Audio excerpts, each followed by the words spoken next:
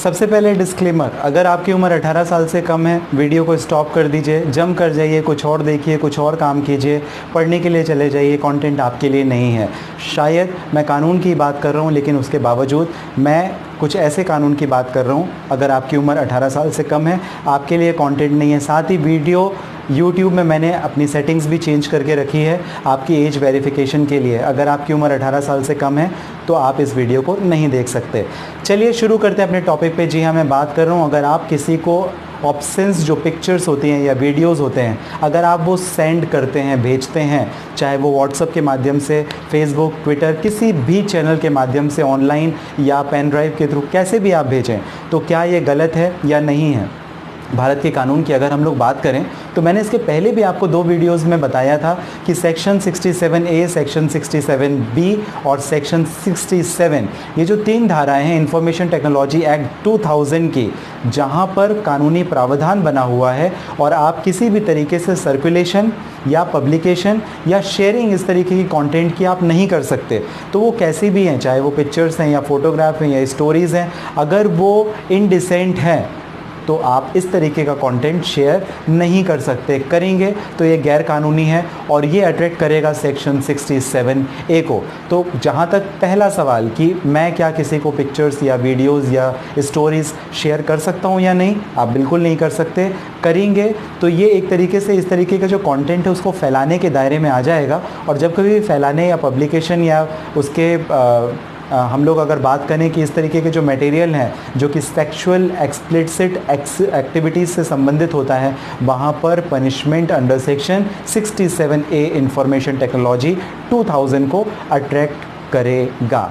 इसके साथ ही कई लोग ये भी मुझे जानना चाह रहे थे कि क्या जो सेक्स स्टोरीज़ होती हैं वो इलीगल हैं या लीगल हैं। तो इस प्रकार का भी जो कंटेंट है अगर किसी दूसरे कंट्री में बनाया गया है तो वो इलीगल नहीं है, अगर आप इंडिया में बैठ कर के उसे कंज्यूम कर रहे हैं तो।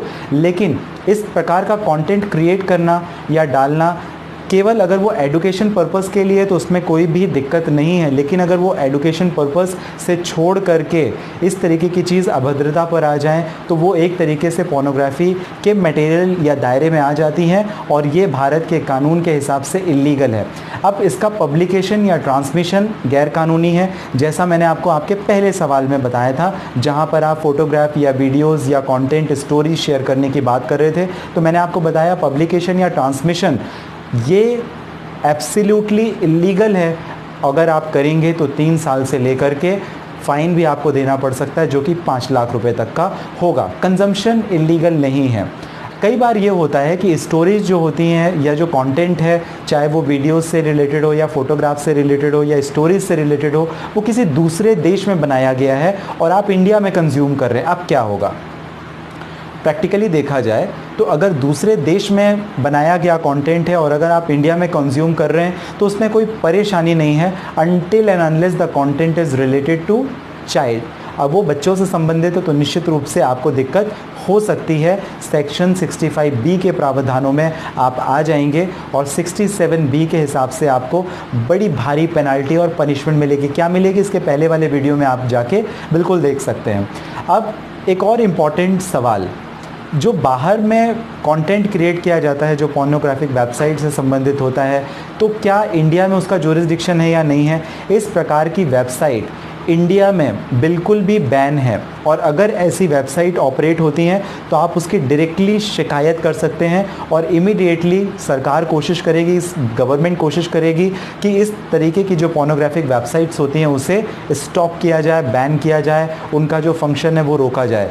लेकिन अगर वो बाहर की हैं तो उसके ऊपर भारत की सरकार का कोई गवर्नमेंट उसके ऊपर कोई रिस्ट्रिक्शन नहीं ला सकती। हाँ, ये डायरेक्शन ज़रूर जारी कर सकती है कि कौन सा किस प्रकार का कंटेंट हमारे टेरिटरी के अंदर सर्कुलेट होना चाहिए या नहीं होना चाहिए। इस चीज़ को गवर्नमेंट ज़रूर ध्यान में रख सकती है। अदरवाइज़ अगर वो बाहर का कंटेंट है तो कोई दिक्कत नहीं है, केवल कंजम्पशन, भारत में कोई स्पेसिफिक कानून भी नहीं है इससे संबंधित, तो कंजम्पशन में कोई भी इलीगलिटी नहीं है। लेकिन फिर भी टाइम टाइम पे गवर्नमेंट के और जुडिशरी के ऑर्डर्स आते रहते हैं जहाँ पर एक इनडिसेंट एक्टिविटी को ध्यान में रख करके कौन सी चीज़ें बैन करनी है, कौन सी चीज़ों में रोक लगाना है, कितना रहना चाहिए और नहीं रहना चाहिए, उस प्रपोर्शन पर वो अपना हस्तक्षेप लगातार करते रहते हैं। ज़रूरी भी है, लेकिन मैंने आपको इस पर्टिकुलर वीडियो में केवल 2-3 स्पेसिफिक चीज़ें बताई। मेरे को लग रहा है कि शायद आपको ये टॉपिक क्लियर हो गया होगा।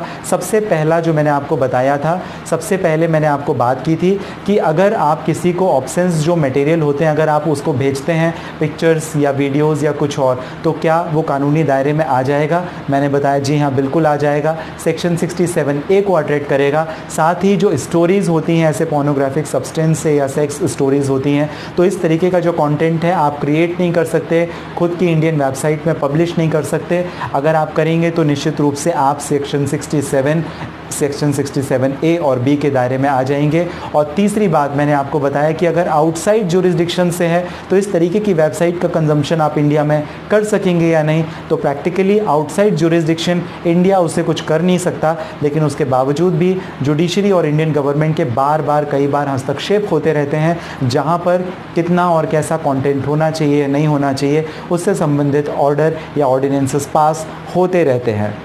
आपको ये जानकारी कैसी लगी मुझे निश्चित रूप से बताइएगा। इसके साथ ही कभी भी आप कोशिश कीजिए कि कंटेंट के पब्लिकेशन या ट्रांसमिशन या शेयरिंग में आप पर्सनली इन्वॉल्व ना हो, चाहे वो फोटोग्राफ से संबंधित हो या स्टोरीज़ या वीडियो से संबंधित हो। आपको ये जानकारी कैसी लगी मुझे ज़रूर बताइएगा कमेंट बॉक्स में। इसके साथ ही आपकी पर्सनल प्रॉब्लम के लिए आप अगर मुझे बात करना चाहते हैं बिल्कुल कर सकते हैं। व्हाट्सएप नंबर इसी पर्पज़ के लिए है। इस वीडियो के डिस्क्रिप्शन में लिंक है जहाँ से आप अपॉइंटमेंट बुक करके मुझे आपकी पर्सनल प्रॉब्लम से संबंधित बात कर सकते हैं। दिल्ली में भी आप मुझे मिल सकते हैं। हमेशा और की तरह आप जो मुझे अपना कीमती और महत्वपूर्ण समय देते हैं इसके लिए आप सभी का बहुत धन्यवाद।